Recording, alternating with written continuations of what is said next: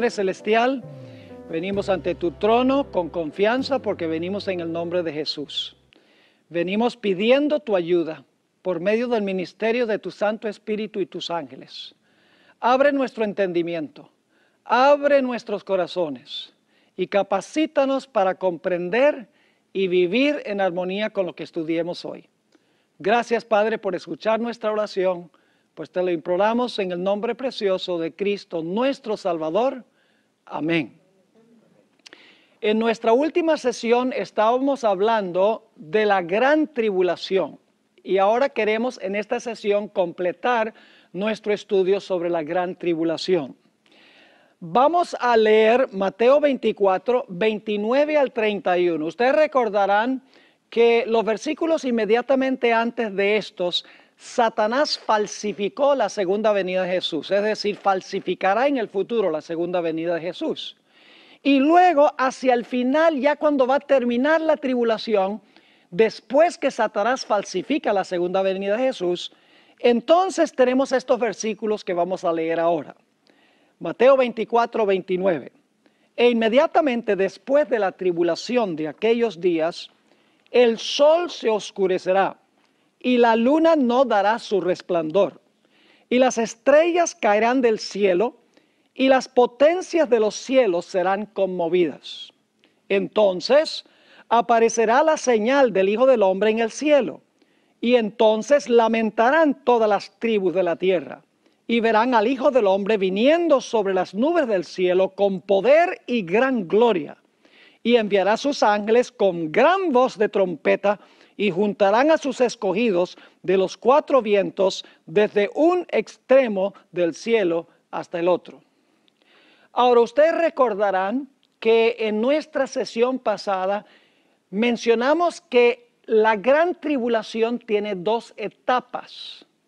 La primera etapa fue durante los 1260 años.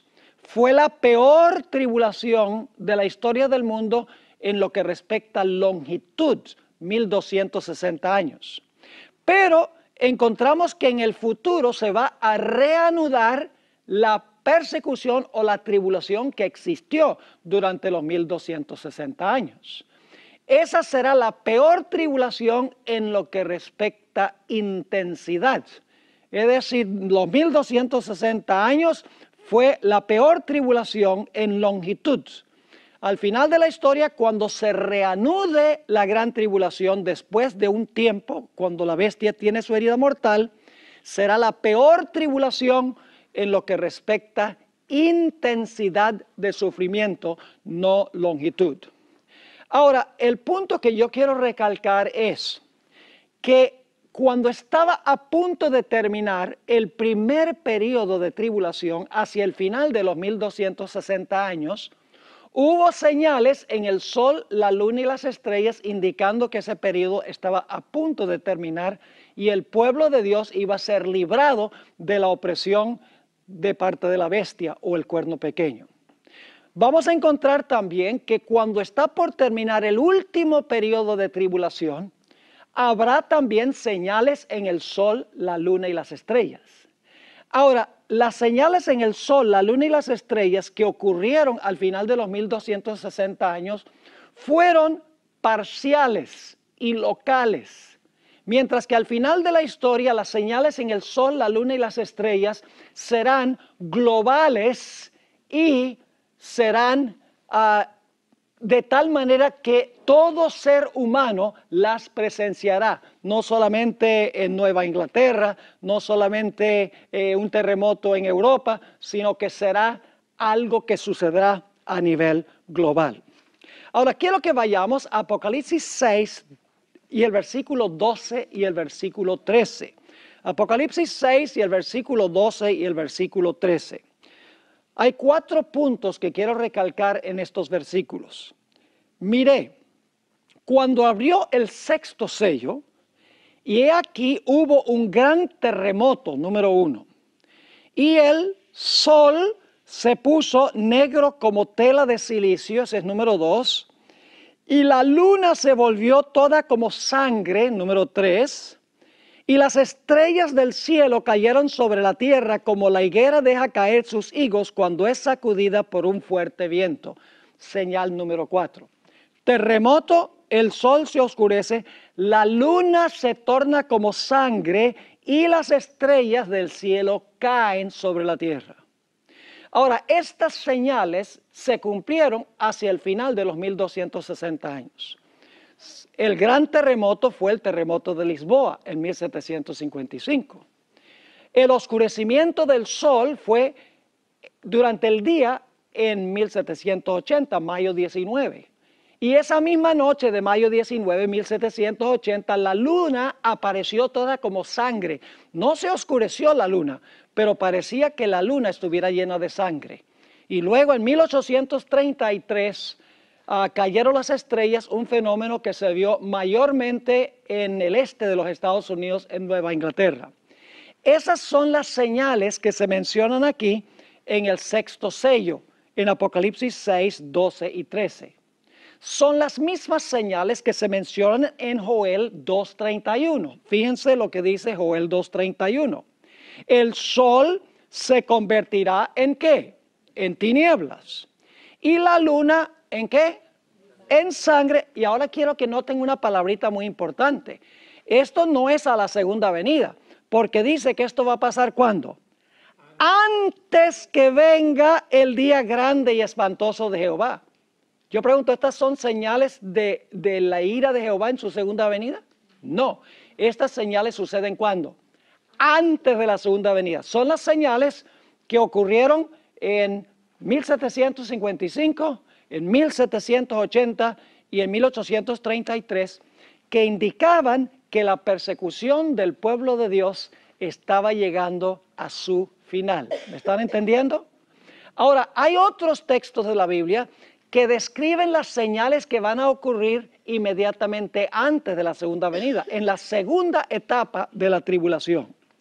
Vamos a notar algunos de esos textos. No voy a leer Hechos 2:20 porque es una repetición de Joel 2:31. Vamos a leerlo por si acaso. Dice, el sol se convertirá en tinieblas, la luna en sangre, antes que venga el día del Señor grande y manifiesto. Y fíjense lo que dice, y todo aquel que invocare el nombre del Señor será salvo. Si esto se refiriera a la segunda venida, ¿quién podría ser salvo? ¿Quién podría invocar el nombre de Jehová en ese tiempo? No podría. Así que estas señales suceden antes de cerrarse la puerta de la gracia, antes de la segunda venida de Jesús.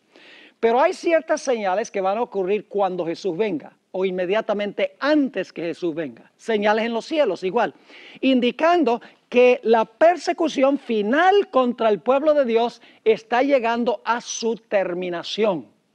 Todos los otros textos que tenemos aquí describen esas señales en los cielos inmediatamente antes de la segunda venida. Noten Joel, el capítulo 2 y el versículo 10 y el versículo 11. Joel 2 y el versículo 10 y 11. Está hablando el versículo 10 de la segunda venida de Cristo. Dice, delante de él, ¿qué cosa? Temblará la tierra. Ahí está el terremoto, ¿verdad? Recuerden que en las otras señales un terremoto también. Dice, delante de él temblará la tierra, se estremecerán los cielos, el sol y la luna se oscurecerán. ¿Hay alguna diferencia entre eso y lo que leímos en Apocalipsis 6? ¿Notan qué diferencia hay? En Apocalipsis 6 dice que la luna se va a ver como ¿qué? Como sangre. Pero aquí ¿qué dice que va a pasar con la luna? Se va a oscurecer, no es la misma señal. Así que dice, delante de él temblará la tierra, se estremecerán los cielos, el sol y la luna se oscurecerán y las estrellas retraerán su resplandor. ¿Hay alguna diferencia entre eso y Apocalipsis 6? Apocalipsis 6, ¿qué decía? Que las estrellas iban a caer. Aquí dice que no iban a resplandecer más. Y luego dice el versículo 11, y Jehová dará su orden delante de su ejército, porque es muy grande su campamento. Fuerte es el que ejecuta su orden, porque grande es el día de Jehová y muy terrible. ¿Quién podrá soportarlo? Es la misma pregunta que está en Apocalipsis 6, 17, después de las señales que nosotros leímos. Noten también Joel 3 y el versículo 15 y 16, las mismas señales que anuncian la segunda venida, que ocurren en relación con la segunda venida. dice, el sol y la luna se oscurecerán. ¿Ven la diferencia otra vez? No dice que la luna se va a tornar como sangre. Dice que el sol y la luna se oscurecerán y las estrellas que van a hacer retraerán su resplandor. Y Jehová rugirá desde Sión y dará su voz desde Jerusalén. ¿Y qué va a pasar? Y temblarán los cielos y la tierra, pero Jehová será la esperanza de su pueblo y la fortaleza de los hijos de Israel. Un pasaje más que menciona las señales está en Isaías, el capítulo 13 y los versículos 10 al 13. Apocalipsis 13 y el versículo 10 hasta el versículo 13. Por lo cual, las estrellas de los cielos y sus luceros no darán su ¿qué? No darán su luz. El sol se oscurecerá al nacer y la luna no dará su resplandor. ¿Es esa la misma señal que encontramos en Apocalipsis 6, 12 y 13? No, no es la misma. Sigue diciendo, y castigaré al mundo por su maldad y a los impíos por su iniquidad. Y haré que cese la arrogancia de los soberbios y abatiré la altivez de los fuertes. Haré más precioso que el oro fino al varón y más que el oro de Ofir al hombre. Es decir, va a haber muy pocos que quedan, muy poco remanente, tan escaso como el oro de Ofir. Y luego dice el versículo 13, porque haré ¿qué cosa? Estremecer los cielos y la tierra, y los cielos y la tierra se moverá de su lugar en la indignación de Jehová de los ejércitos en el día de su ira. ¿Se dan cuenta que hay dos grupos de señales? Hay ciertas señales en el sol, la luna y las estrellas y un temblor de tierra que ocurren antes de la segunda venida, cuando la gente todavía puede invocar el nombre de Jehová. Hay otro grupo de señales que ocurren inmediatamente antes de la segunda venida de Jesús.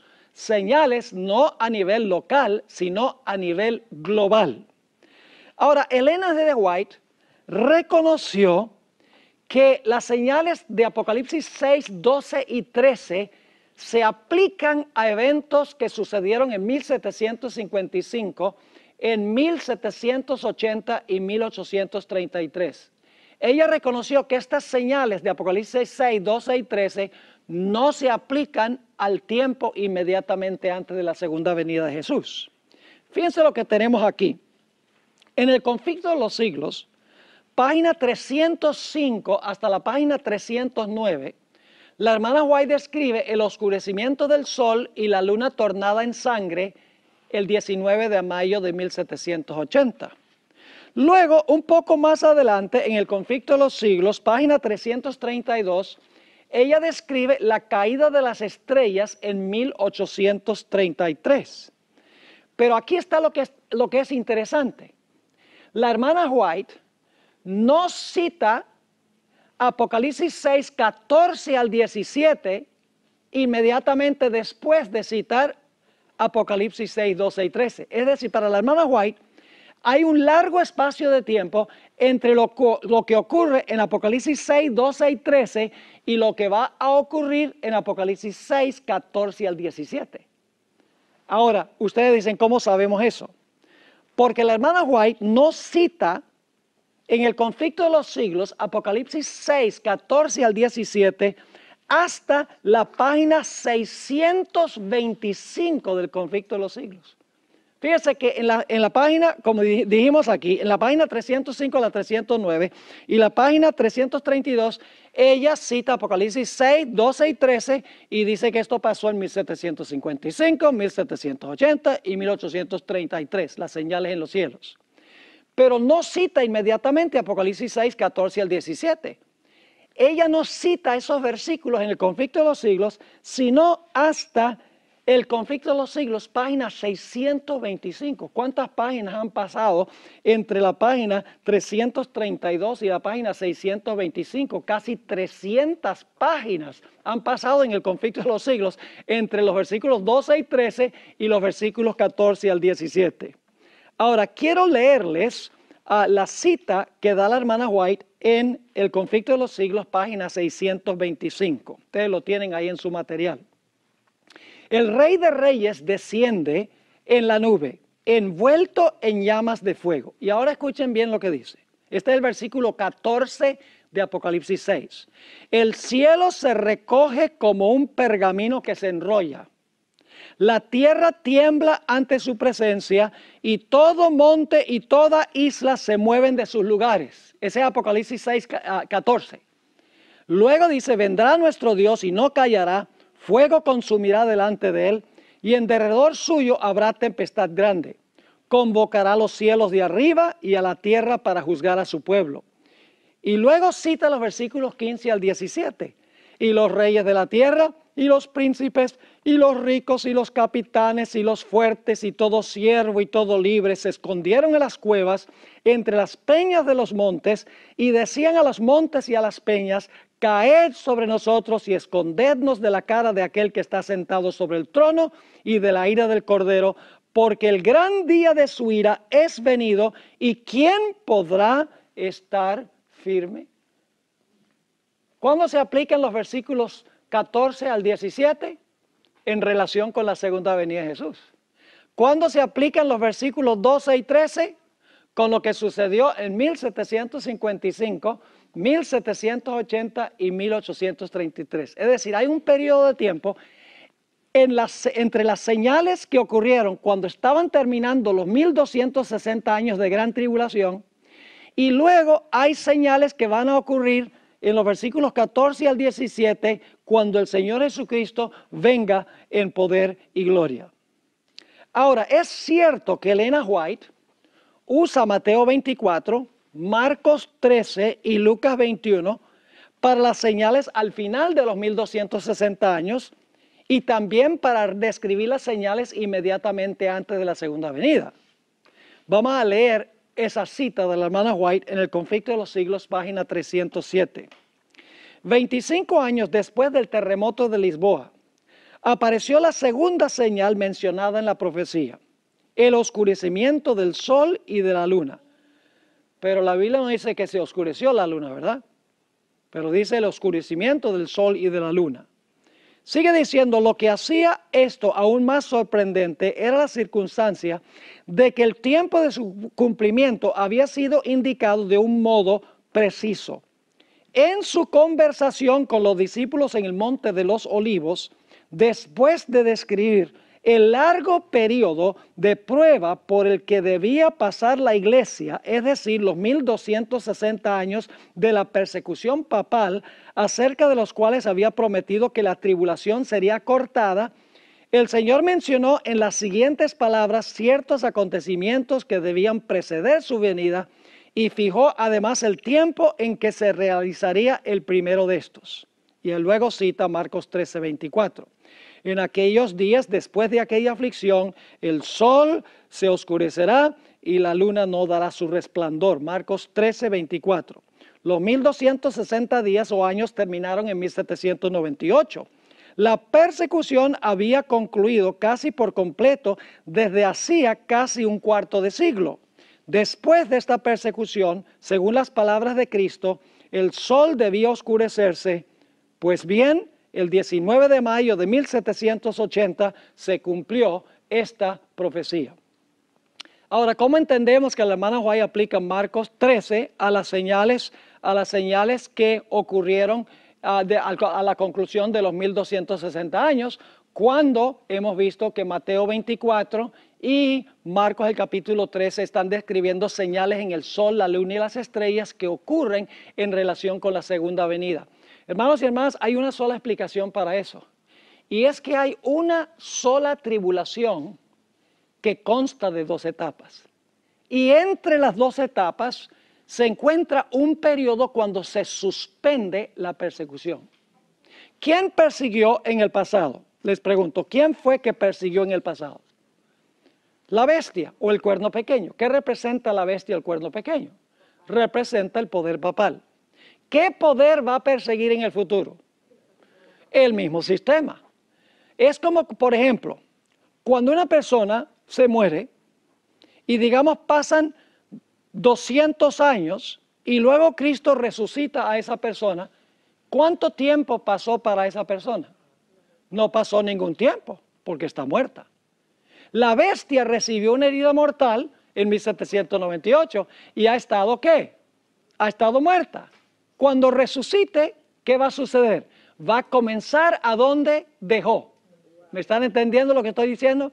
Es decir, es la misma tribulación, es el mismo sistema y el fin de la tribulación de los 1260 años y el fin de la tribulación final se marca por señales en el sol, la luna y las estrellas, solo que al final de los 1260 años estas señales son mayormente locales en Europa y en América, mientras que antes de la segunda venida estas señales serán globales. El sol se oscurecerá en el mundo entero, la luna se oscurecerá en el mundo entero, las estrellas serán movidas de sus lugares en el mundo entero. Habrá un terremoto, no en Lisboa, sino que habrá un terremoto ¿dónde? A nivel global.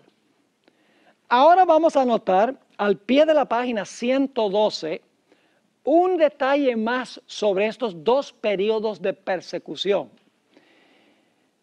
Nosotros debemos entender las señales que anuncian el final de los 1260 años y las señales que anuncian el fin de la tribulación grande al final de la historia en el contexto del quinto sello de Apocalipsis 6 y el versículo 9 al 11.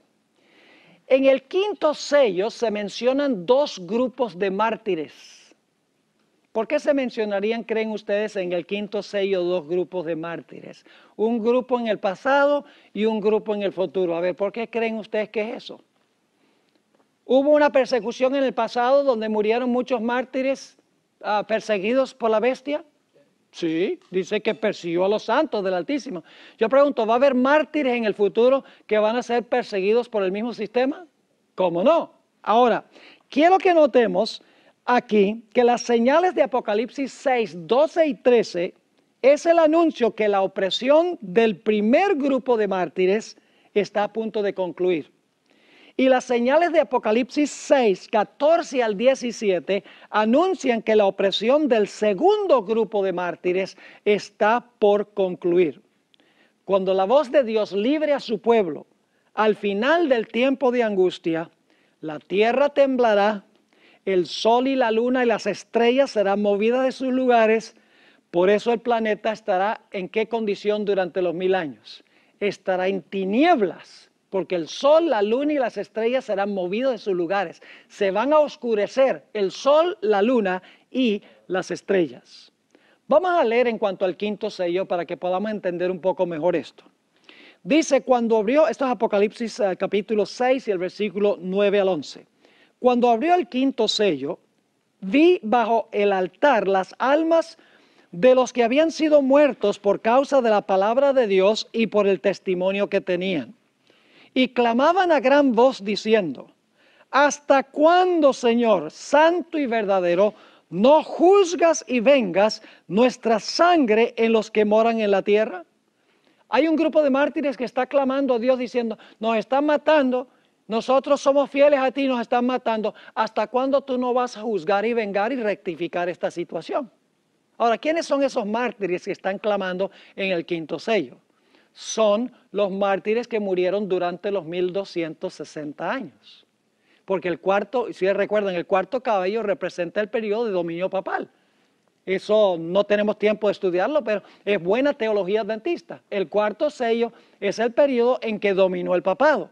Y en el quinto sello, los mártires están clamando, Señor, nos está matando este sistema, persigue a los santos del Altísimo, estamos muriendo. ¿Y qué has hecho tú? ¿Hasta cuándo nos vas a juzgar y a vengar? Y ahora fíjense la respuesta de Dios. Dice en el versículo 11, y se les dieron, y el texto realmente dice, se les dio a cada uno de ellos. Eso dice en el griego. Lamentablemente la traducción dice se les dieron, como si fue por un grupo grande se les dieron. No, individualmente se le dio a cada uno, ¿qué cosa? Vestiduras blancas. Yo pregunto, ¿estaban seguros a pesar de que murieron fieles, sí o no? ¿Estaban cubiertos del manto de justicia de Jesús? ¿Cómo no? Dice, se les dieron vestiduras blancas.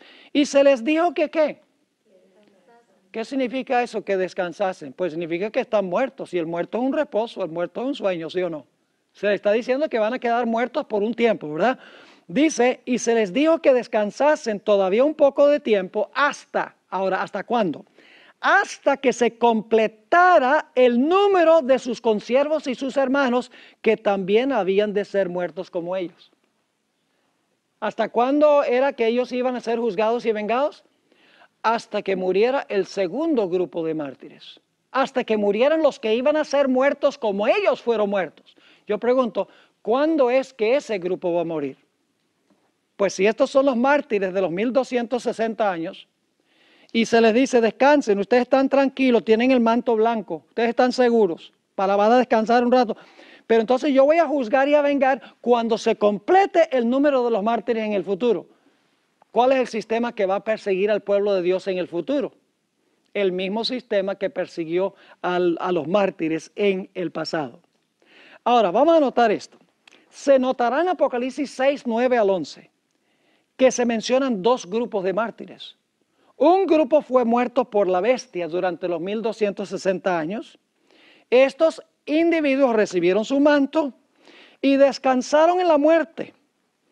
Fíjense lo que dice la hermana White en cuanto a este grupo.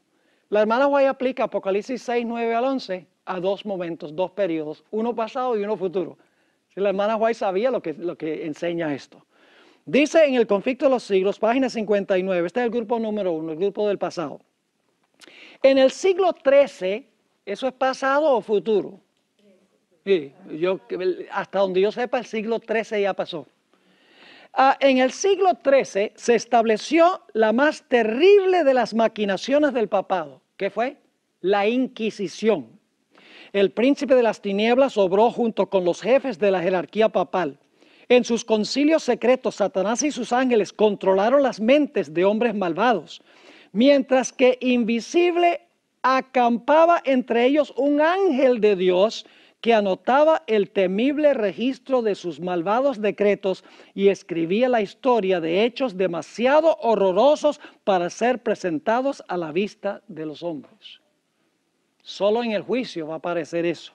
Y luego dice, Babilonia la Grande fue embriagada de la sangre de los santos, y ahora escuchen bien, los cuerpos mutilados de millones de mártires clamaban a Dios, ¿por qué? ¿Cuál es el primer grupo de mártires? ¿Pasado o futuro? Pasado. Dice, clamaban a Dios por venganza contra aquel poder apóstata. Pero la hermana White también dice que habrá un grupo de mártires en el futuro y le aplica el quinto sello a ese grupo de mártires también. Note lo que dice en en Review and Herald, diciembre 21, 1897. En un momento vamos a volver a la cita de Maranatha, página 129. Pero quiero ir primero a la cita que encontramos al pie de la página 113. Dice, cuando el desafío hacia la ley de Dios sea casi universal, cuando su pueblo sea duramente afligido por sus semejantes, Dios intervendrá. ¿Es futuro o pasado lo que ella está diciendo? Futuro. Entonces se oirá la voz de los mártires que yacen en sus sepulcros y que se presenta bajo el simbolismo de las almas que vio Juan que habían sido muertos por aferrarse a la palabra de Dios y al testimonio de Jesucristo. En ese tiempo ascenderá la oración de cada verdadero hijo de Dios. Es tiempo de obrar, pues han invalidado tu ley. Las oraciones fervientes de su pueblo serán respondidas, pues a Dios le agrada que su pueblo lo busque de todo corazón y que dependan sobre él como su libertador. Dios será buscado para que haga estas cosas en favor de su pueblo y se levantará para protegerlos y vengarlos. No vengará Dios a sus elegidos que claman día y noche a él. ¿Cuántos grupos de mártires hay? Dos. ¿Cuál es el primer grupo? Los 1260 años. ¿Cuál es el segundo grupo? En el futuro. ¿Qué señales dio Dios de que la primera persecución estaba llegando a su fin? 1755, 1780 y 1833. ¿Qué señales se van a dar al final de la historia que ha llegado a su fin la persecución del segundo grupo de mártires? Las señales, ¿dónde? En el sol, la luna y las estrellas y un terremoto a nivel ¿qué? Global. ¿Están entendiendo esto? Ahora volvamos a la cita que pasamos por alto. Maranata, página 129. Cuando nuestra nación, los Estados Unidos, renuncie de tal manera de los principios de su gobierno que promulgue una ley dominical. Por este acto el protestantismo unirá sus manos con el papado. Esto no significa más que darle ¿qué? Vida. Para darle vida tiene que estar ¿qué? Tiene que estar muerto, muy bien. No significa más que darle vida a la tiranía que durante largo tiempo ha estado aguardando ávidamente su oportunidad de ¿qué? De resurgir en un activo despotismo. Yo pregunto, ¿la persecución del futuro es una continuación de la persecución del pasado? ¿Es el mismo sistema? ¿Y su final será anunciado por señales en el sol, la luna y las estrellas y un gran terremoto? Obviamente que sí. Ahora, vamos a la siguiente página. ¿Cómo se relacionan estos dos grupos de mártires? La respuesta no es difícil de hallar. La primera bestia que se levantó del mar, que es lo mismo que el cuerno pequeño, gobernó por 42 meses. Y al final de este periodo recibió una herida mortal, que la tornó inactiva por un periodo de tiempo, los últimos 200 y algo de años. Al mismo tiempo que la primera bestia recibió su herida mortal, se levantó una segunda bestia de la tierra. Según Apocalipsis 13, 11 al 18, esta bestia hará todo lo que está a su alcance para ayudar a la primera bestia a recuperar su ¿qué? A recuperar su poder. Yo pregunto, cuando la segunda bestia le ayude a la primera bestia a recuperar su poder, ¿se va a reanudar la persecución que se suspendió? ¿Cómo no? Sigue diciendo aquí, ejercerá toda la autoridad de la primera bestia en su favor. Hablará como el dragón, es decir, como Roma. Mandará a todos los moradores de la tierra a adorar a la primera bestia. Hará una imagen de la primera bestia. Impondrá la marca de la primera bestia bajo pena de muerte. Esta bestia será la espada en la mano de la primera bestia. Se convertirá en el poder ejecutivo de la primera bestia. Así como ocurrió en el pasado, los santos se mantendrán fieles a su Señor en medio de la peor persecución de la historia. Como pasó en el pasado, sucederá en el futuro. Poco antes del cierre de la puerta de la gracia, durante la proclamación del fuerte clamor, este dato es muy interesante, morirán algunos de los santos de Dios y de esta manera se completará el número de los mártires. Yo pregunto, ¿va a haber mártires en el futuro antes de cerrarse la puerta de la gracia? Cuando venga la prueba sobre la bestia, su imagen y su marca, en un momento les voy a leer un versículo que lo comprueba. Se conoce como el pequeño tiempo de angustia. Cuando se está agitando el asunto de la ley dominical, va a haber un decreto de muerte contra el pueblo de Dios y va a haber mártires. Pero algunos no morirán, permanecerán vivos después del cierre de la gracia y su misma existencia estará en peligro. No obstante, no soltarán la mano de Dios. Con una fe inquebrantable se enfrentarán cara a cara con la muerte, pero tendrán la paciencia de los santos y la fe de Jesús. Ahora ustedes pueden leer esta cita que está aquí, esta cita, bueno, vamos a leerla. Hay muchas personas, la mayoría de los que están en la iglesia adventista hoy van a terminar fuera de la iglesia adventista. La vasta mayoría va a apostatar. Y usted dice, pastor, eso no suena muy bueno. Muéstreme un tiempo en la historia cuando la mayoría estuvo con Dios. No existe. Va a quedar solo un remanente del remanente. Fíjense lo que dice la sierva del Señor. El conflicto de los siglos, página 608. Conforme vaya acercándose la tempestad, muchos que profesaron creer en el mensaje del tercer ángel. ¿Eran adventistas estos que profesaron creer en el mensaje del tercer ángel? ¿Cómo no?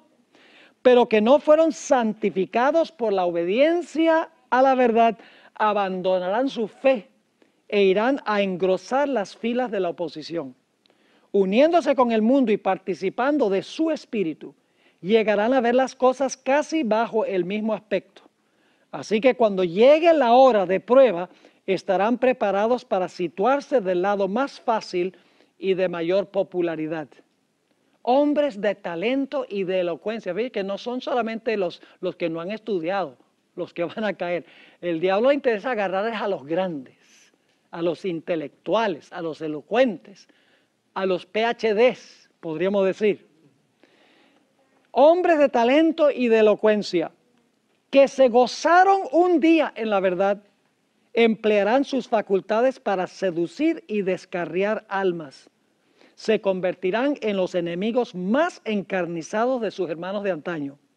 Cuando los observadores del sábado sean llevados ante los tribunales para responder de su fe, estos apóstatas serán los agentes más activos de Satanás para calumniarlos y acusarlos y para incitar a los magistrados contra ellos por medio de falsos informes e insinuaciones.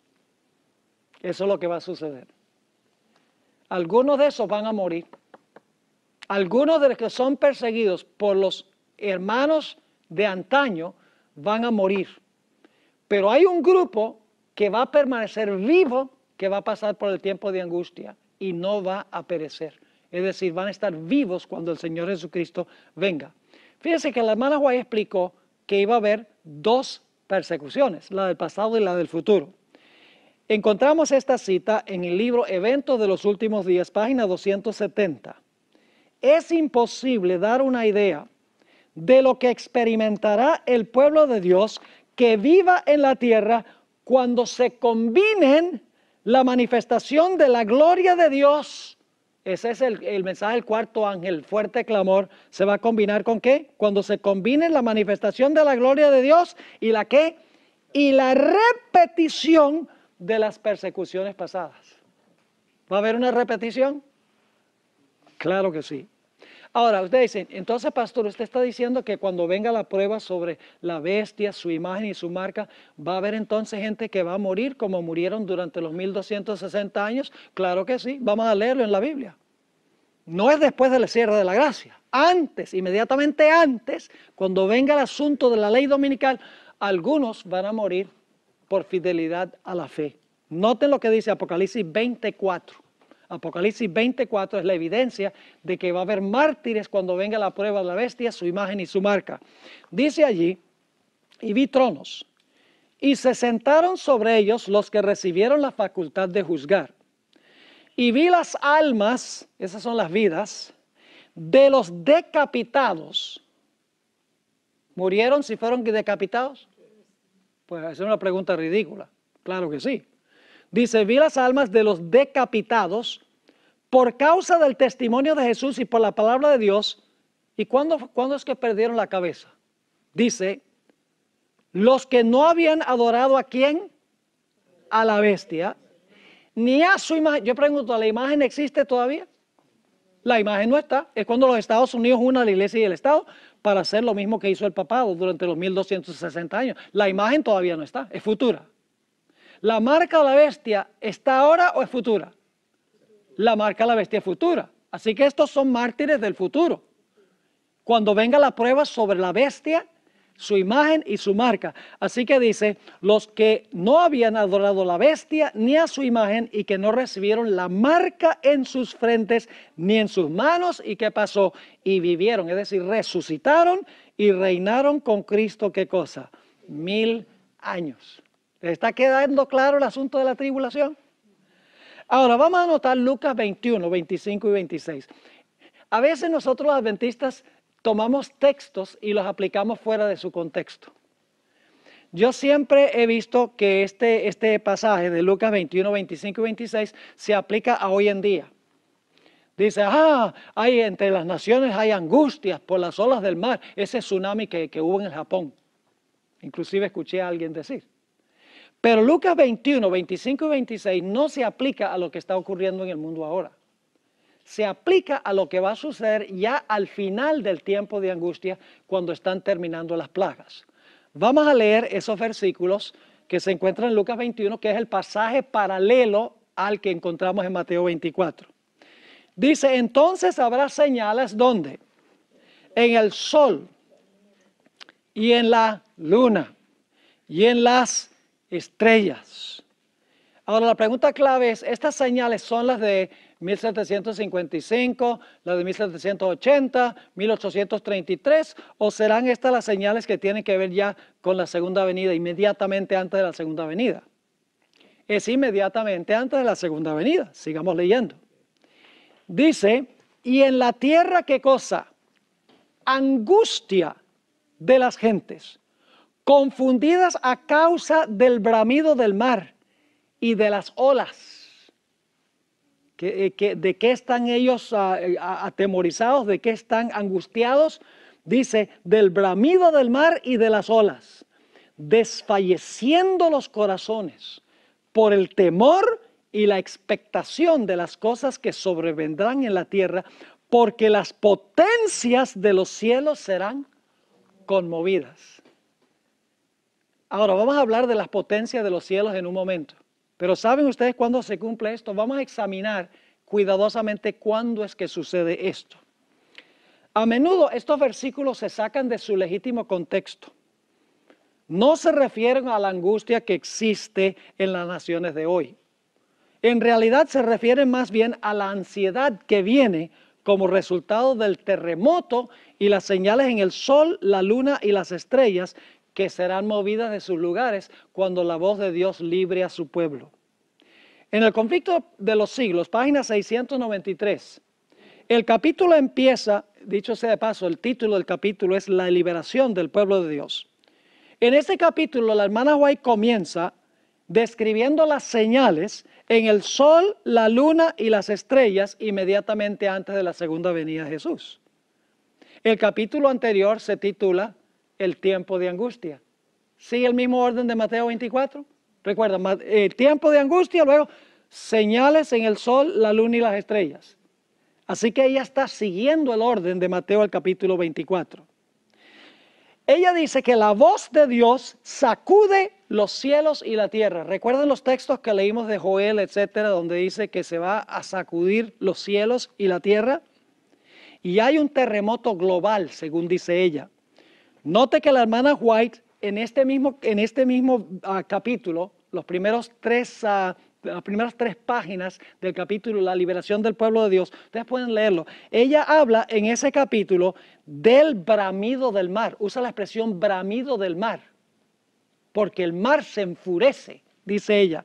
Y habla de la angustia de las naciones que se esconden en las cuevas y ruegan que las rocas caigan sobre ellos. Así que la angustia de Lucas 21, ¿qué está describiendo? Cuando hay estas señales globales al final de la historia, ¿ustedes creen que la gente va a estar llena de angustia por el bramido del mar? ¿Cómo no? Aquí Ellen de White usa el lenguaje de Lucas 21, 25 y 26 para describir lo que ocurrirá al pueblo de Dios cuando sean librados inmediatamente antes de la segunda venida de Jesús. Unas pocas páginas más adelante en este capítulo, la liberación del pueblo de Dios, la hermana White describe cómo Cristo enviará a sus ángeles para reunir a los escogidos. Ese es el siguiente evento que menciona de señales del sol, luna y estrellas y terremoto. Y entonces luego dice que enviará a sus ángeles para recoger a los escogidos. Entonces, la hermana White está comentando Mateo 24, aun cuando no siempre cita los versículos. Este también es el próximo evento de Mateo, el capítulo 24. Ahora, hablemos un poco de las señales en el cielo en el pasado. Ya leímos Conflicto de los siglos, página 305, pero vamos a leerlo de nuevo. No solo predecían las profecías cómo ha de producirse la venida de Cristo y el objeto de ella, sino también las señales que iban a anunciar a los hombres cuándo se acercaría ese acontecimiento. Y algunas personas dicen, ay, pero Pastor Bor, que las señales de 1755 y 1780, 1833 son señales de la pronta venida de Jesús. Me han pasado más de 200 años. Pero miremoslo dentro de su perspectiva. En el contexto de 6,000 años de historia, 200 años sería cerca la segunda venida. Lógico que sí. La gente lo que dice, ay no, 200 años es muy largo. El tiempo para Dios es un tiempo diferente que el nuestro. Porque ya para los últimos 200 y algo de años, ya han pasado 5,700 y algo de historia del planeta. Podríamos decir entonces que estamos muy cerca de la segunda venida si lo miramos dentro de la perspectiva de toda la existencia del planeta Tierra. ¿Están entendiendo o no me están entendiendo? Sigue diciendo, Jesús dijo, habrá señales en el sol y en la luna y en las estrellas. El sol se oscurecerá, la luna no dará su resplandor, las estrellas caerán del cielo y las virtudes que están en los cielos serán conmovidas. Y entonces verán al Hijo del Hombre que vendrá a las nubes con mucha potestad y gloria. El revelador describe así la primera de las señales que iban a preceder el segundo advenimiento. Y la primera de las señales era ¿qué cosa? El gran terremoto de Lisboa. Pero ahora quiero que noten que también ella aplica estas señales al futuro. Y usted dice, bueno, entonces la hermana White se contradice porque dice que estas señales eran pasadas y estas señales son futuras. No, ella no se está contradiciendo.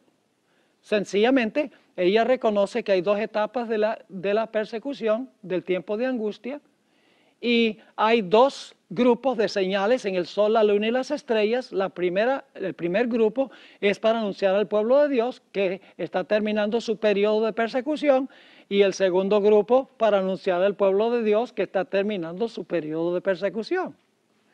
Ahora, fíjense lo que dice este pasaje, Primeros Escritos, página 41. Esta cita es tremenda. El 16 de diciembre de 1848, el Señor me dio una visión de la conmoción de las potestades del cielo. Vi que cuando el Señor dijo cielo, al anunciar las señales indicadas por Mateo, Marcos y Lucas, quería decir ¿qué cosa? El cielo. Y cuando dijo tierra, se refería ¿a qué? A la tierra. Ahora fíjense lo que sigue diciendo. Las potestades del cielo son ¿qué? El sol, la luna y las estrellas. Y encontramos, por ejemplo, en Génesis 1 y el versículo 16 dice que Dios puso el sol para que ¿qué?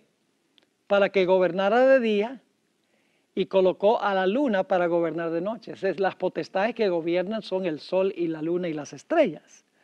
Sigue diciendo, las potestades del cielo son el sol, la luna y las estrellas. Gobiernan en los cielos. Las potestades terrenas son las que gobiernan en la tierra. ¿Quiénes son esos? Los reyes de la tierra, los gobernantes.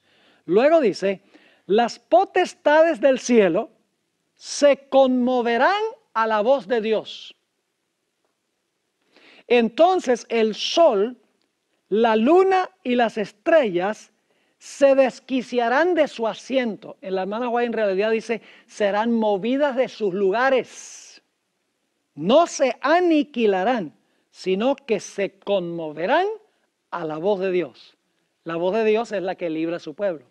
Amén. Y por esa razón, hermanos y hermanas, encontramos que este planeta durante los 1000 años, ¿en qué condición va a estar?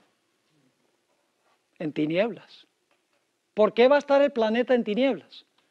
Porque cuando Cristo venga por segunda vez, el sol va a ser removido de su lugar, la luna será removida de su lugar y las estrellas también. ¿Saben lo que hizo Dios el cuarto día? El cuarto día Dios ubicó el sol, la luna y las estrellas para beneficiar al planeta. Pero en la segunda venida de Jesús, el sol, la luna y las estrellas van a ser movidas de sus lugares. Y el planeta va a estar a oscuras durante los 1000 años. Y después de los 1000 años, cuando Dios haga cielos nuevos y tierra nueva, Dios no tiene que crear un nuevo sol. Dios no tiene que crear una nueva luna. Dios no tiene que crear nuevas estrellas. Sencillamente Dios va a tomar el sol, la luna y las estrellas y las va a ubicar a donde benefician al planeta como hizo al principio de la creación. Ahora, noten entonces el orden de las señales. Las señales en el sol, la luna y las estrellas. Se ve la señal del Hijo del Hombre y luego Cristo regresa y envía a sus ángeles a recoger a los escogidos. Son 3 eventos sucesivos. No son lo mismo. No son lo mismo las señales en el sol, luna y estrellas y la señal del Hijo del Hombre y Cristo regresa y envía a sus ángeles. No, no. Si ustedes leen el capítulo en el conflicto de los siglos, la liberación del pueblo de Dios, van a encontrar que estos eventos suceden un evento tras otro en orden cronológico. En primer lugar vienen las señales en el sol, la luna y las estrellas y el terremoto. ¿Qué anuncia eso? Eso anuncia que la esclavitud y la persecución de su pueblo ha llegado al fin. Es decir, es un anuncio en los cielos y en la tierra de que ya el pueblo de Dios no será perseguido más. Y la hermana White dice que en ese momento, cuando se deja oír la voz de Dios, el sol, la luna y las estrellas son movidas de sus lugares. En ese momento, dice ella, que hay una resurrección especial de los que murieron en el mensaje del tercer ángel. Resucitan glorificados y los vivos que han sido oprimidos por este sistema también van a ser glorificados. Amén. Y luego va a pasar un tiempo, lean el capítulo, va a pasar un tiempo y entonces ya cuando Cristo llegue, pues la segunda venida de Jesús, la hermana White dice, toma varios días. No es solamente cuestión de que Él salió de allá y llegó enseguida, no, son varios días. Viene como sobre un caballo blanco, como un general conquistador con los ejércitos del cielo y desciende.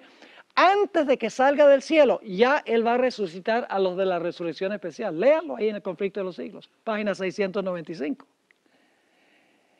Y entonces Jesús finalmente, cuando llega la terminación de su segunda venida, ya cuando está no en la tierra, sino hasta por encima de la tierra, ya cuando llega, entonces viene la resurrección de todos los justos de todas las épocas que murieron, no durante el tiempo de la proclamación del mensaje del tercer ángel.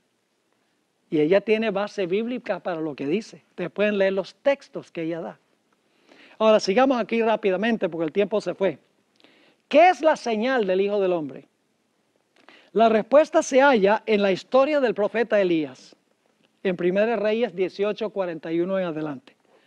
¿Qué es lo que vio Elías en el cielo después que salió victorioso sobre la ramera y el rey Acab y los falsos profetas? ¿Qué fue lo que vio? Oh, vio una nube del tamaño del puño de una mano. ¿Eso se va a repetir? ¿Se va a ver esa señal en el cielo? Un puño como la mitad de la mano de un hombre, así como no. La señal indica que el carruaje de fuego está por llegar para recoger al pueblo remanente, como estaba por llegar para recoger ¿a quién? A Elías, exactamente. Y si ustedes no creen que es un carruaje lo que nos va a recoger, lean el Conflicto de los Siglos, el capítulo donde dice la liberación del pueblo de Dios. Ahí describe el mismo carruaje de fuego en el cual fue llevado Elías. Ahora, la lamentación de todas las tribus de la tierra, Mateo 24:30, se menciona también en Apocalipsis 1:7, a donde dice que todo ojo le verá, inclusive los que le traspasaron. Esto significa que los que le traspasaron tienen que resucitar para ver la segunda venida. Pues el resto de los impíos no resucitan, sino hasta después de los 1000 años. Ya Jesús le había dicho a Caifás que iba a ver al Hijo del Hombre viniendo en las nubes del cielo. Es decir, Caifás va a estar vivo en la segunda venida para ver toda la segunda venida de Cristo Jesús y todos los que participaron en la crucifixión de Jesús. Daniel 12 y el versículo 2 afirma que muchos de los que duermen en el polvo de la tierra serán despertados, unos para vida eterna y otros para vergüenza y confusión perpetua. Ahora, en otras palabras, tenemos la misma secuencia de eventos en Daniel y en Apocalipsis. Tiempo de angustia, liberación del pueblo de Dios, resurrección especial y las estrellas brillando por la eternidad, que se menciona en Mateo 13 y el versículo 43. Quiero leerles para concluir esta sesión, Conflicto de los Siglos, página 34. A donde compara lo que va a suceder con lo que sucedió en la destrucción de Jerusalén. ¿Ustedes recuerdan que la destrucción de Jerusalén fue un presagio, fue un símbolo de la destrucción final del mundo? Lo que pasó en Jerusalén va a pasar al final de la historia. Ahora fíjense esta cita. Entonces el mundo verá, como nunca lo vio, los resultados del gobierno de Satanás. En Jerusalén se vieron los resultados del gobierno de Satanás, de que los judíos habían aceptado a Satanás como su líder. Lean el primer capítulo del Conflicto de los Siglos. Le hace salir piel de gallina. Terrible fue la ciudad, porque estaba totalmente bajo el control de Satanás, el líder que ellos habían elegido. Sigue diciendo, pero en aquel día así como sucedió en tiempo de la destrucción de Jerusalén. El pueblo de Dios será, ¿qué? Librado, porque serán salvos todos aquellos cuyo nombre esté inscrito para la vida. Nuestro Señor Jesucristo anunció que vendrá la segunda vez para llevarse a los suyos. Entonces, ahora cita Mateo 24, 30 y 31, entonces se mostrará la señal del Hijo del Hombre en el cielo, y entonces lamentarán todas las tribus de la tierra, y verán al Hijo del Hombre que vendrá sobre las nubes del cielo con grande poder y gloria, y enviará a sus ángeles con gran voz de trompeta, y juntarán a sus escogidos de los cuatro vientos, de un cabo del cielo hasta el otro. Y ahí se cumplirá el famoso pasaje de Juan 14, 1 al 3. No se turbe vuestro corazón. ¿Creéis en Dios? Creed también en mí. En la casa de mi Padre muchas moradas hay. Fíjense que Jesús no fue al cielo a construir casas. Ya estaban ahí cuando lo dijo. En la casa de mi Padre muchas moradas hay, dijo Jesús. Si no fuera así, yo se los hubiera dicho. Voy pues a preparar lugar para vosotros. Hemos visto que eso no significa que va a sembrar arbolitos y hacer todo bien bonito allá para cuando vayamos. No necesitas 2000 años para eso, cuando creó este mundo en 6 días nada más. ¿Qué significa eso? Voy pues a preparar lugar para vosotros. Cristo prepara el lugar por la obra que hace en el santuario, en el lugar santo y el lugar santísimo. Su obra allí prepara el lugar para que podamos estar con Él. Así que dice, voy pues a preparar lugar para vosotros. Y si me fuere y os aparejare el lugar, vendré otra vez y os tomaré a mí mismo, para que donde yo estoy, vosotros también estéis. Mis hermanos y hermanas, aunque el tiempo de angustia será terrible, si mantenemos nuestro enfoque de que Cristo va a venir a librar al pueblo de Dios, podremos pasar victoriosamente por ese periodo.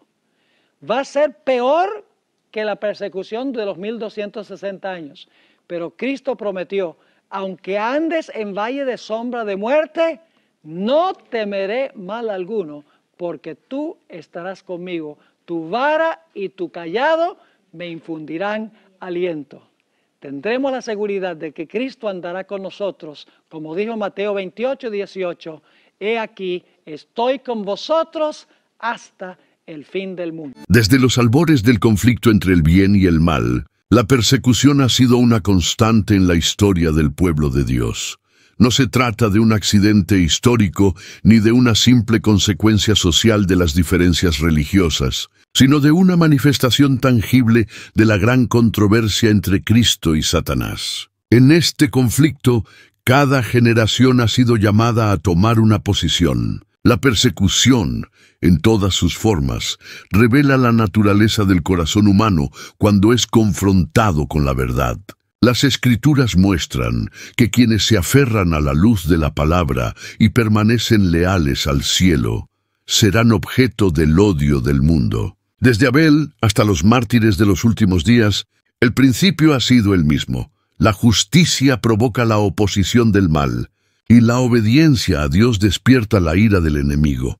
El mensaje profético enseña que, en los últimos días, la persecución alcanzará un punto culminante. No será un fenómeno aislado ni limitado a ciertos lugares, sino un movimiento global impulsado por fuerzas religiosas, políticas y económicas unificadas en un propósito común: imponer una forma de adoración contraria a la voluntad de Dios.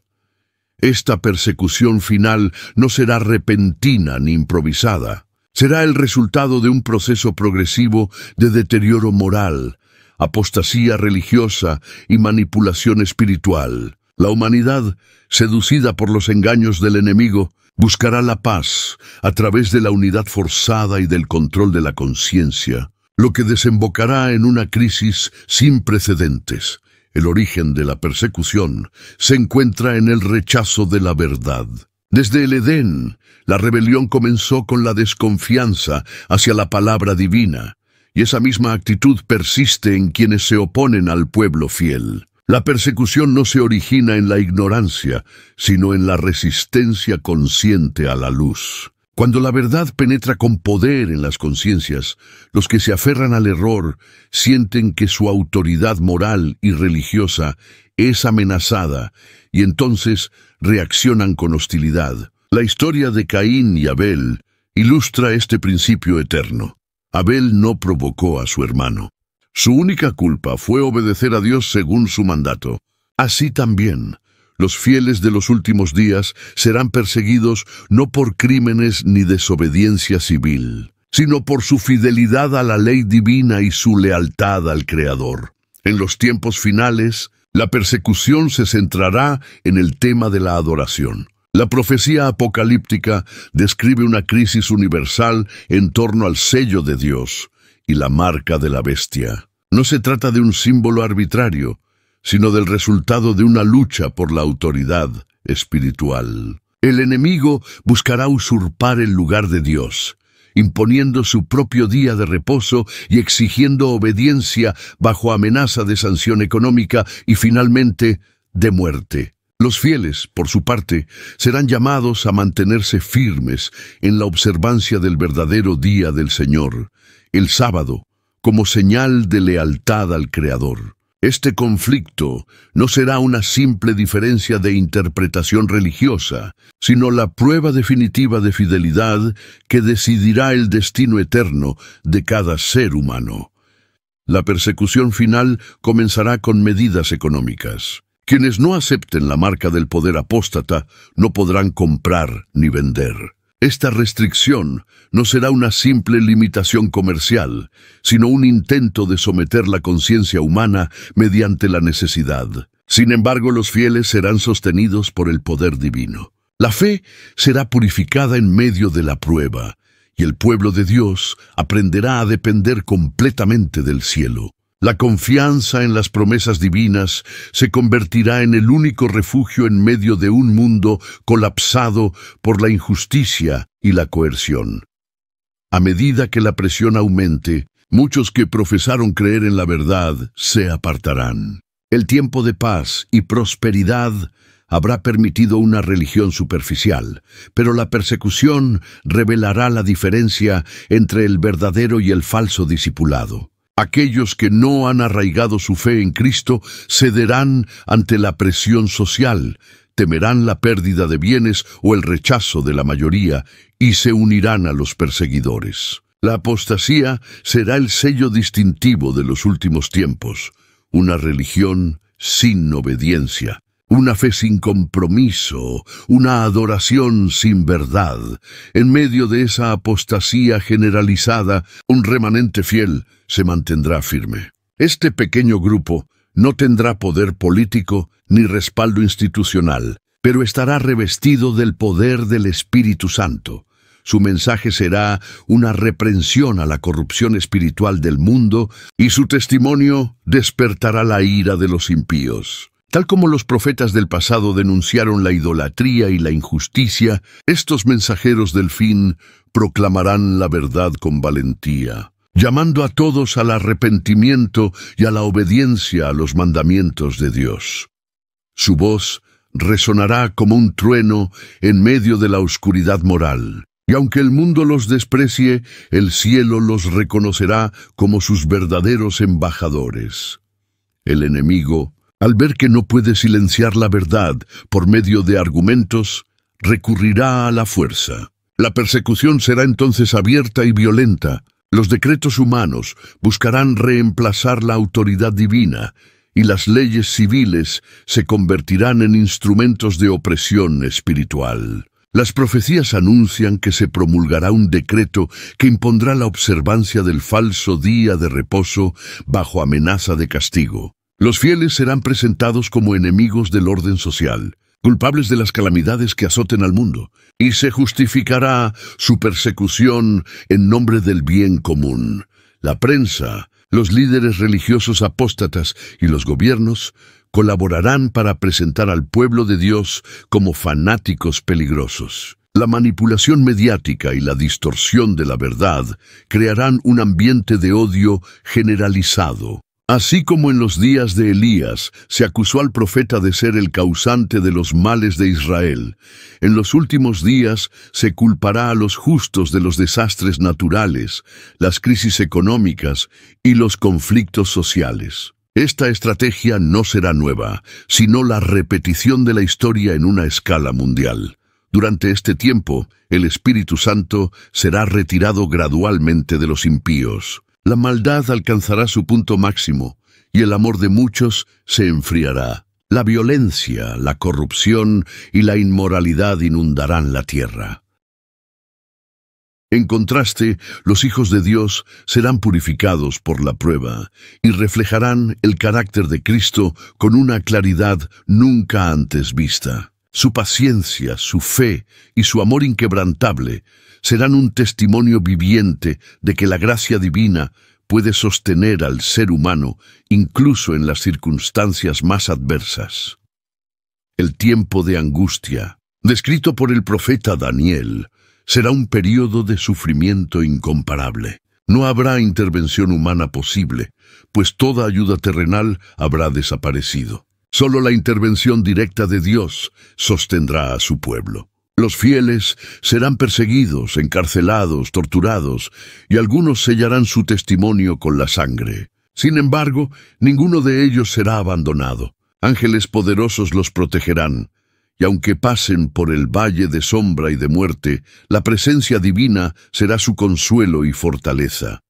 La persecución, lejos de destruir la fe, la purificará. Cada prueba será un escalón hacia una confianza más profunda en las promesas divinas. Los hijos de Dios aprenderán que la verdadera seguridad no se encuentra en la aprobación humana ni en los bienes materiales, sino en la comunión con el Salvador. La oración se convertirá en su aliento, la palabra en su alimento y la esperanza en su ancla. Serán testigos de milagros, no necesariamente en la liberación física, sino en la transformación interior que los hará inquebrantables. Cuando el decreto de muerte sea promulgado, el pueblo de Dios parecerá completamente indefenso. Los poderes de la tierra se unirán contra ellos, y la sentencia parecerá inminente. Pero en ese momento, cuando los enemigos crean haber triunfado, Dios intervendrá. Se oirá una voz poderosa desde el cielo que dirá: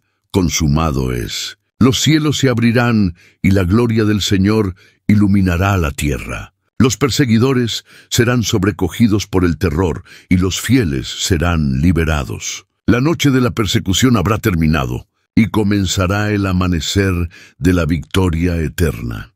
Esta victoria final no será solo la liberación del sufrimiento, sino la vindicación del carácter de Dios. El universo contemplará que la justicia y la misericordia divinas han triunfado sobre la rebelión. La fidelidad del pueblo de Dios demostrará que el amor puede resistir toda forma de presión, que la obediencia no se basa en la conveniencia, sino en la convicción. En medio de la persecución, los hijos de Dios habrán reflejado el carácter de su Señor, y su testimonio quedará registrado como la evidencia final de que la gracia divina es suficiente para vencer al pecado y al enemigo.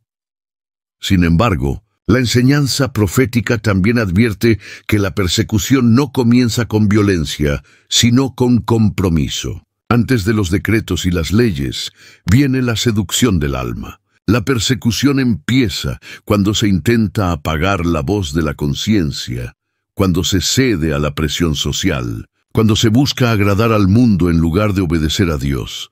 Los cristianos de hoy están llamados a prepararse, no con miedo, sino con fidelidad diaria. La resistencia a las pequeñas pruebas fortalecerá la fe para las grandes. El propósito divino no es que sus hijos teman, sino que confíen. La persecución no es una derrota, sino una oportunidad para revelar la gloria del cielo. En cada época, los mártires, los profetas y los fieles han llevado la luz en medio de la oscuridad, y su ejemplo sigue inspirando. En los tiempos finales, esa misma llama brillará con mayor intensidad. El Espíritu Santo revestirá a los fieles con poder, y su testimonio sacudirá al mundo. Multitudes se decidirán por la verdad al contemplar su valor y su pureza de fe. Por eso, la preparación para los tiempos de persecución no consiste en acumular recursos ni en huir del mundo, sino en cultivar una relación íntima con Cristo. Solo aquellos que lo conocen personalmente podrán permanecer firmes. La vida de oración, el estudio profundo de la palabra y la obediencia constante son el entrenamiento espiritual para el conflicto final. La fidelidad en lo poco prepara para la fidelidad en lo mucho. El mensaje profético enseña que el pueblo de Dios será perseguido porque su vida será una reprensión viviente para los impíos. En un mundo que ama las tinieblas, la luz siempre molesta. Pero la misión de los fieles no será esconder su fe, sino proclamarla con más poder. Y a través de ellos, Dios dará el último llamado de misericordia a la humanidad. Aunque el odio del mundo los rodee, su amor por los perdidos será más grande. En este sentido, la persecución no será solo un ataque externo, sino una purificación interna. Dios permitirá las pruebas para eliminar toda mancha de egoísmo, orgullo o duda. Cada lágrima, cada sacrificio, cada momento de soledad será parte del proceso de santificación que los preparará para ver el rostro de su Redentor. El sufrimiento será el crisol en el que se forjará el carácter de los vencedores. Cuando todo parezca perdido, la fe será probada al máximo. En las cárceles, en los montes o en los escondites, los fieles clamarán a Dios con todo su corazón. Parecerá que el cielo guarda silencio, pero el Señor no olvidará a los suyos. Así como estuvo con los 3 jóvenes en el horno de fuego, así estará con ellos en el tiempo de angustia. Su presencia invisible será su refugio. Entonces comprenderán que la persecución fue el medio por el cual fueron preparados para el reino eterno. La historia de los mártires de todas las épocas anticipa este momento. Su sangre clama desde la tierra, no por venganza, sino por justicia. Ellos no murieron en vano, pues su testimonio sigue vivo. En los últimos días, el mismo espíritu de fe los animará a enfrentar la muerte sin temor. La promesa del Salvador de una corona de vida será su esperanza y su fortaleza. Finalmente, la persecución concluirá con la gloriosa liberación del pueblo de Dios. Las fuerzas del mal serán destruidas, y el universo contemplará el triunfo del amor sobre el odio. La fidelidad de los santos será recompensada con la eternidad. Sus lágrimas serán enjugadas, sus heridas sanadas, y sus nombres permanecerán escritos para siempre en el libro de la vida. El mensaje profético no deja lugar a dudas. La persecución es inevitable para quienes siguen a Cristo, pero también es pasajera. Detrás de cada prueba hay un propósito eterno. La fe que soporta la persecución será la fe que heredará el reino. Por eso, los hijos de Dios no deben temer al fuego de la prueba, sino confiar en el Dios que camina con ellos en medio de las llamas. Así culmina la historia de la persecución, con victoria, con fidelidad y con gloria eterna. El sufrimiento de los justos será transformado en gozo, y la oscuridad de la prueba se convertirá en el amanecer del reino de Dios. El universo entero reconocerá que el amor es más fuerte que el odio y que los perseguidos por la justicia son los verdaderos vencedores. La persecución, más allá de los acontecimientos visibles, tiene una raíz espiritual profunda. No comienza con decretos humanos ni con leyes injustas, sino con la rebelión que surgió en el cielo. Cuando Lucifer se levantó contra el gobierno divino, no lo hizo empuñando armas, sino cuestionando el carácter y la autoridad de Dios. Esa fue la primera forma de persecución, una guerra contra la verdad y contra aquel que la representa. Desde entonces, todo aquel que se identifica con los principios divinos es objeto del mismo odio que Satanás siente hacia el Creador. En el fondo, la persecución no es simplemente un enfrentamiento entre grupos humanos, sino una prolongación del conflicto cósmico entre Cristo y el enemigo. Por eso, Cada ataque contra los fieles tiene un significado más amplio. Es una declaración del enemigo contra el gobierno del cielo. Quienes permanecen leales a Dios se convierten en blancos de la ira del adversario, porque sus vidas son una evidencia viva de que el amor y la obediencia pueden vencer al pecado. El mundo actual, aunque disfrazado de modernidad, repite los mismos patrones de intolerancia que caracterizaron a las épocas de oscuridad. La persecución hoy no siempre se manifiesta con cárceles o hogueras, sino con burla, rechazo y marginación. En muchos lugares, la fe es ridiculizada. Se presentan los valores bíblicos como anticuados o retrógrados, y se exalta la autonomía humana por encima de la autoridad divina. Este ambiente prepara el terreno para una persecución más abierta. La sociedad, acostumbrada a menospreciar lo sagrado, no vacilará en condenar a quienes se nieguen a adaptarse a sus normas morales corruptas. Las Escrituras anuncian que el espíritu de persecución reaparecerá bajo la apariencia de un movimiento religioso por la unidad.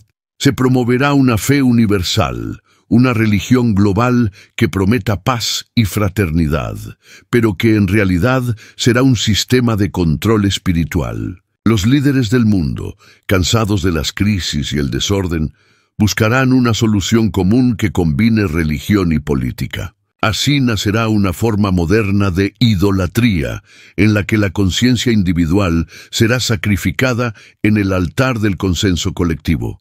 Esta falsa unidad tendrá una apariencia de piedad, pero negará el poder de la verdad. Muchos aceptarán este sistema pensando que es la respuesta divina para los males del mundo. Sin embargo, detrás de esa aparente paz se esconderá el mismo espíritu que impulsó las antiguas persecuciones. Cuando los fieles se nieguen a someter su adoración al dictado de las mayorías, serán acusados de deslealtad, intolerancia y extremismo. La historia del pasado se repetirá, pero con una magnitud global.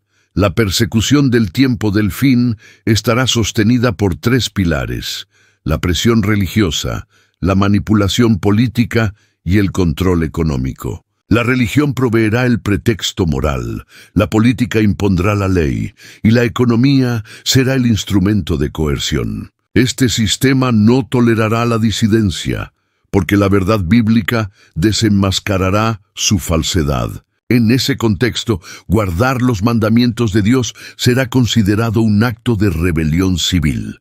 Los hijos de Dios enfrentarán entonces una lucha sin precedentes. Serán vigilados, difamados, perseguidos y traicionados incluso por sus propios familiares. Los lazos más sagrados se romperán y el amor natural se enfriará. Quienes no soporten la presión se unirán al enemigo. Pero los que permanezcan fieles experimentarán una relación con Dios tan profunda que ninguna fuerza humana podrá destruirla. En la oscuridad del sufrimiento, la luz de la presencia divina será su consuelo.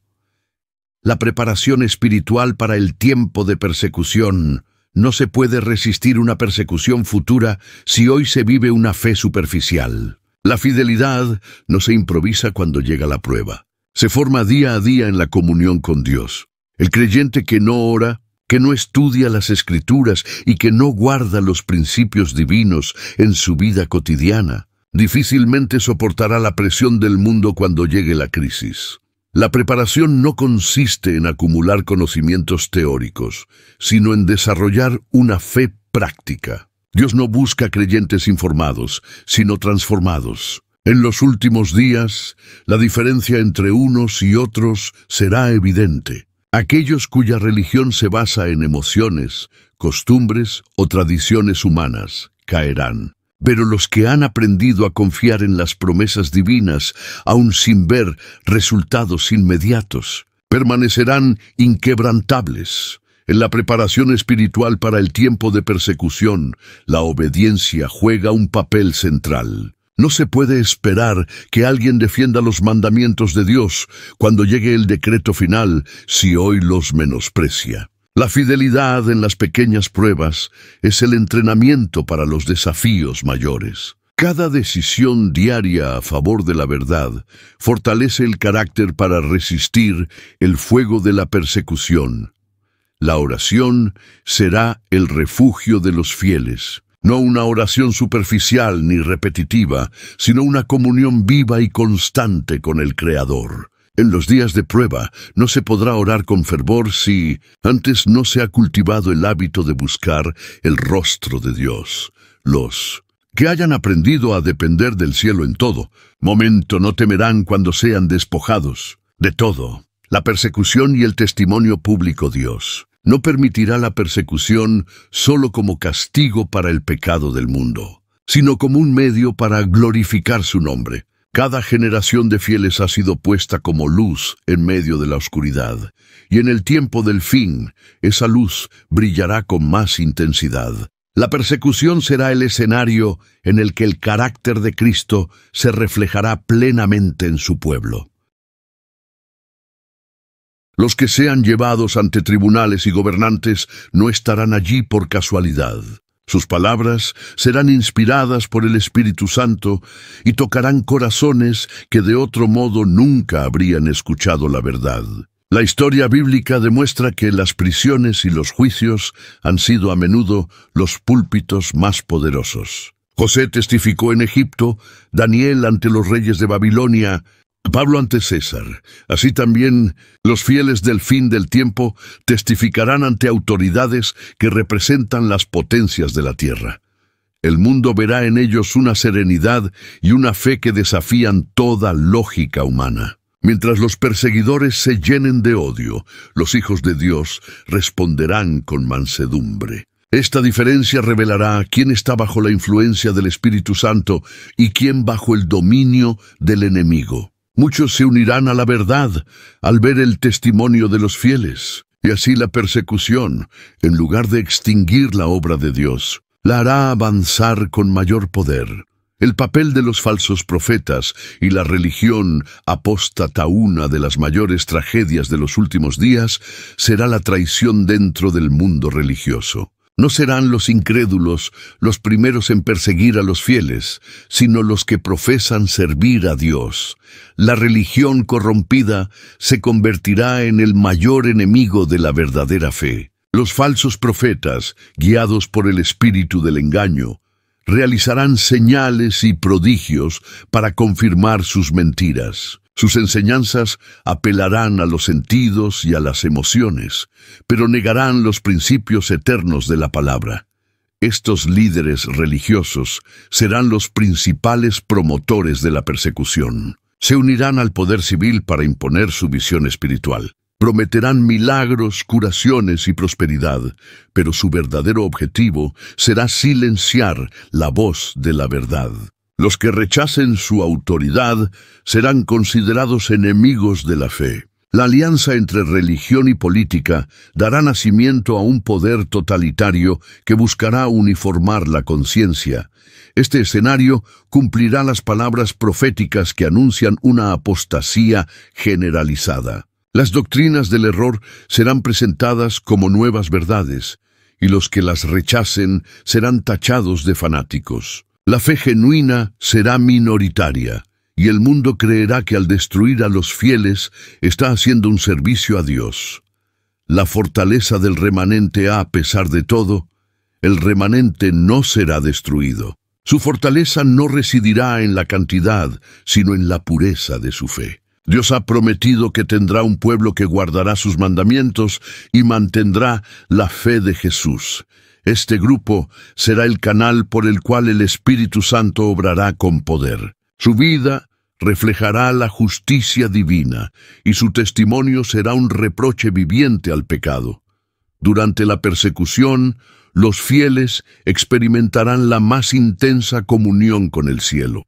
Los ángeles los fortalecerán, el Espíritu los inspirará y Cristo mismo los sostendrá. No todos escaparán a la prisión o a la muerte, pero todos recibirán la paz interior que solo Dios puede dar. Aunque el mundo los odie, el cielo los honrará como sus hijos amados. El remanente no se dejará guiar por el miedo ni por la conveniencia. Su lealtad será absoluta. Sabrán que su misión es proclamar la verdad hasta el fin, aunque eso signifique perder la vida. Esta disposición a morir por la fe será la mayor evidencia de que su religión no es un conjunto de creencias humanas, sino el fruto de una transformación divina, la victoria de la verdad sobre la persecución.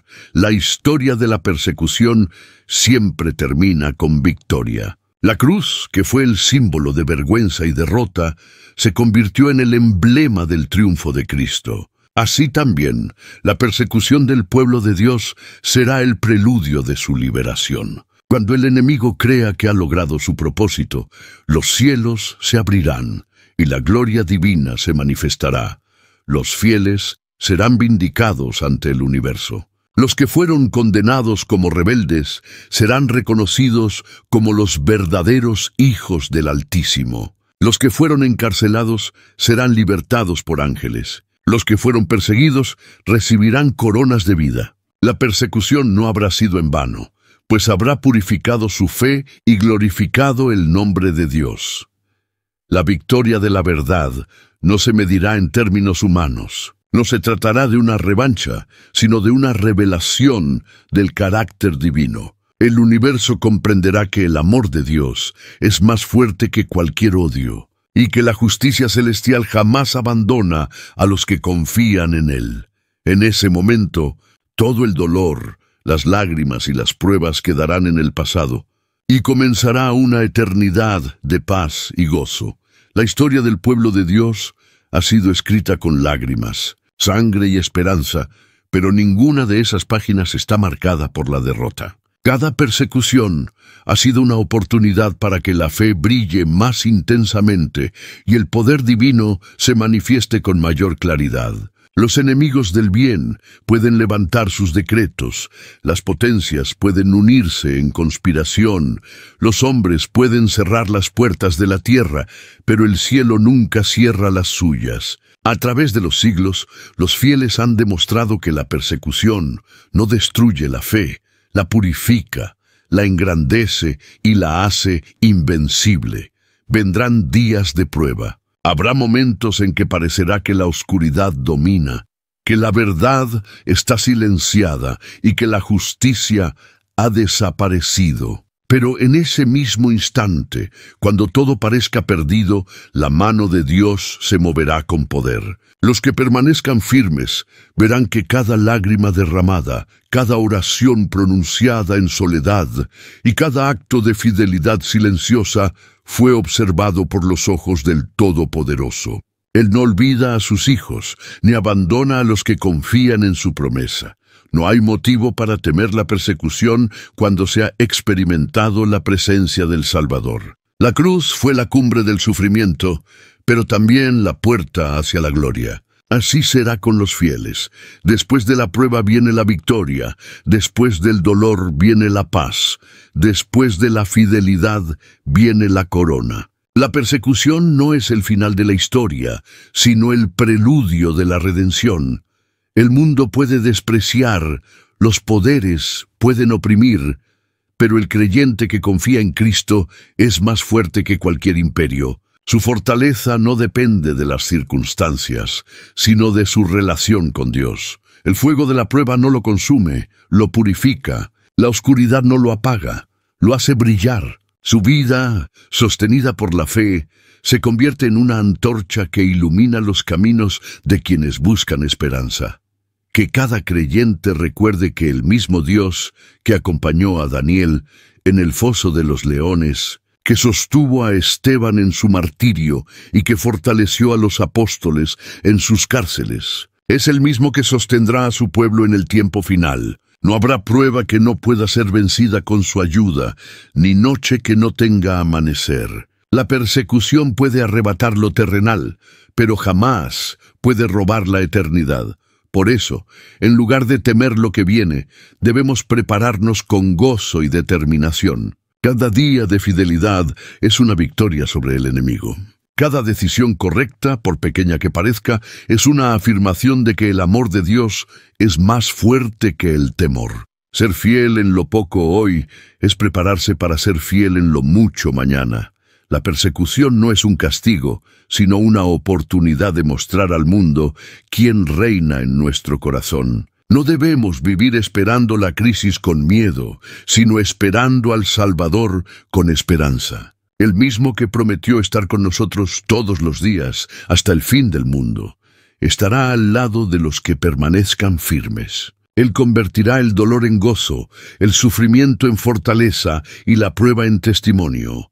Al final de todo, la victoria no será de los poderosos ni de los que impusieron sus leyes injustas. Será de los humildes, los fieles, los que amaron más la verdad que su propia vida. Ellos verán al Rey venir en gloria. Oirán su voz diciendo, «Bien, buen siervo y fiel», y comprenderán que cada segundo de persecución valió la eternidad que les espera. Así, la historia que comenzó con sufrimiento terminará con alabanza. El pueblo perseguido será el pueblo glorificado. Los oprimidos reinarán con el Cordero. La fe probada en el fuego brillará más que el oro purificado. Y el universo entero declarará que el amor de Dios triunfó para siempre. Si este mensaje te ha motivado, ha cambiado tu forma de pensar, te invitamos a compartirlo con todos tus contactos. Amigos y familiares, Dios te bendiga grandemente.